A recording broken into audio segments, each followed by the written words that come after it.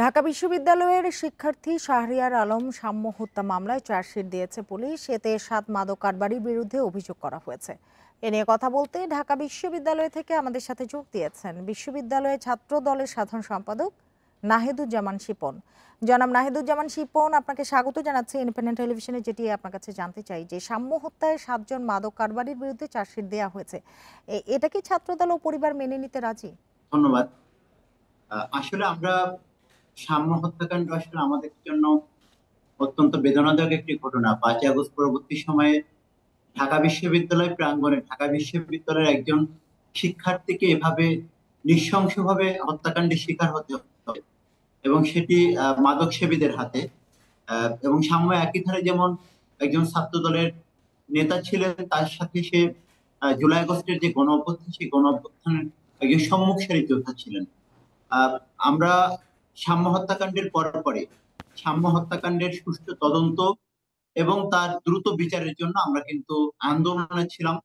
সাধারণ শিক্ষার্থীদের সাথে নিয়ে বাংলাদেশ জাতীয়তাবাদী ছাত্রদল ঢাকা বিশ্ববিদ্যালয়ে ধারাবাহিকভাবে কর্মসূচি পালন করেছে।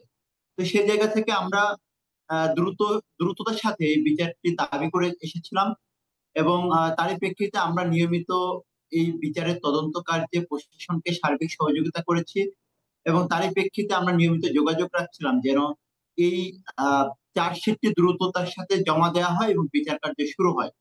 তো দীর্ঘ প্রতীক্ষার চার্জশিটটি আমরা গত 6 তারিখ আমরা জেনেছি জমা দেওয়া হয়েছে আদালতে।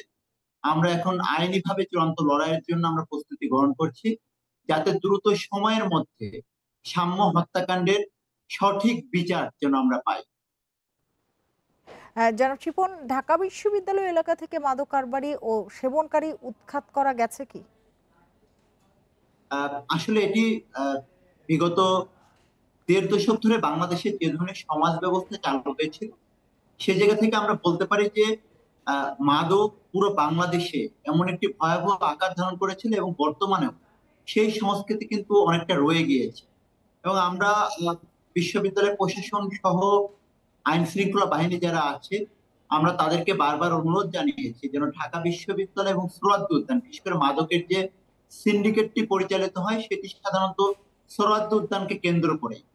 সেই সোহরাওয়ার্দী উদ্যান যাতে মাদক মুক্ত থাকে সেই লক্ষ্যে আমরা বিশ্ববিদ্যালয় প্রশাসন সহ যে আইন শৃঙ্খলা বাহিনী, শাহবাগ থানা কিংবা রমনা যে বিভাগ, এই বিভাগের যারা পুলিশের বা আইন শৃঙ্খলা বাহিনীর ঊর্ধ্বতন কর্মকর্তা, তাদেরকে আমরা নিয়মিত তাদের সাথে আমরা যোগাযোগ করার চেষ্টা করি।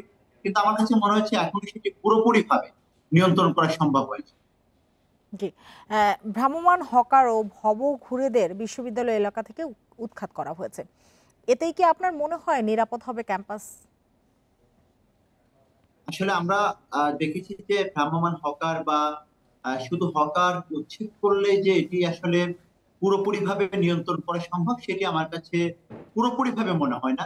এটা আমার কাছে মনে হয় যে এটি একটা সাময়িক ভাবে কোনো একটি কাজ হয়েছে, যে ঠিক আছে আজকে আমি এটি কয়েকজন হকারকে উচ্ছেদ করলাম, হয়তো আগামী 1 সপ্তাহ বা 15 দিন বা 1 মাস সেটি নির্মূল রাখা গেল। কিন্তু আমার কাছে মনে হয় যে পুরো পরিস্থিতি যদি নিয়ন্ত্রণে আনতে হয়, সেটির জন্য বিশ্ববিদ্যালয় প্রশাসন নয়, পুরো রাষ্ট্রকে একটু উদ্যোগ গ্রহণ করতে হবে। কারণ বাংলাদেশের একটি বড় একটি সংখ্যা যারা আসলে যাদের নিশ্চিত কোনো আবাসন নাই। তো ঢাকা বিশ্ববিদ্যালয় এমন একটি জায়গা, যে জায়গাটিতে ঢাকা বিশ্ববিদ্যালয় কিংবা সোহরাওয়ার্দী উদ্যান এবং হাইকোর্ট মাজার সংলগ্ন যে এরিয়া, সেই এরিয়াতে অনেক ছিন্নমূল মানুষ, যাদের আসলে সত্যিকার অর্থে থাকার কোনো জায়গা নেই। যদি আমরা মানবিক দিক বিবেচনা করি, তাহলে এই বিষয়টিকে রাষ্ট্রীয়ভাবে উদ্যোগ গ্রহণ করতে হবে। রাষ্ট্র যেন এদের ব্যাপারে যথাযথ উদ্যোগ গ্রহণ করে কার্যকর পদক্ষেপ গ্রহণের মাধ্যমে এটি নির্মূলে আনা সম্ভব। আর বর্তমানে যেটি হচ্ছে, আমার কাছে মনে হয় এটি হয়তো বা সাময়িকভাবে কিছুটা স্বস্তির জায়গা আনলো, সেটি দীর্ঘমেয়াদী কোনো ইতিবাচক কোনো ফলাফল আনবে না। জনাব শিপন, ডাকসু নির্বাচনের পর রাজনীতিতে কতটা পরিবর্তন এসেছে আপনার কি মনে হয়?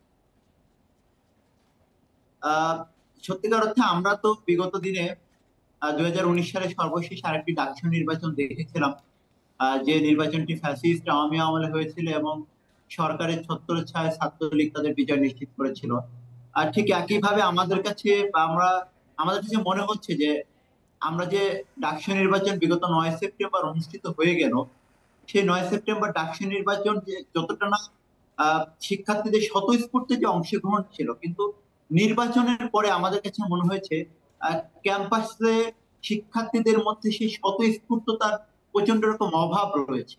বিভিন্ন কার্যক্রম থেকে শুরু করে যে ধরনের ঢাকা বিশ্ববিদ্যালয়ে যে বহু জন বা বহু মতের শিক্ষার্থীদের এখানে বিচরণ, সেই জায়গা থেকে এই বহু মত বা বহু শিক্ষার্থীর বিচরণ বা তাদের যে সংস্কৃতি, সেই জায়গা থেকে আমাদের আমাদের কাছে মনে হচ্ছে যে এই জায়গাটা প্রচন্ড অভাববোধ রয়েছে। জি, এবং বুঝতে পেরেছি। খুব আমাদের হাতে ইজিলি একেবারেই সময় নেই। জনাব নাহিদুজ্জামান শিপন, আপনাকে অনেক ধন্যবাদ আমাদের সাথে যোগ দেওয়ার জন্য।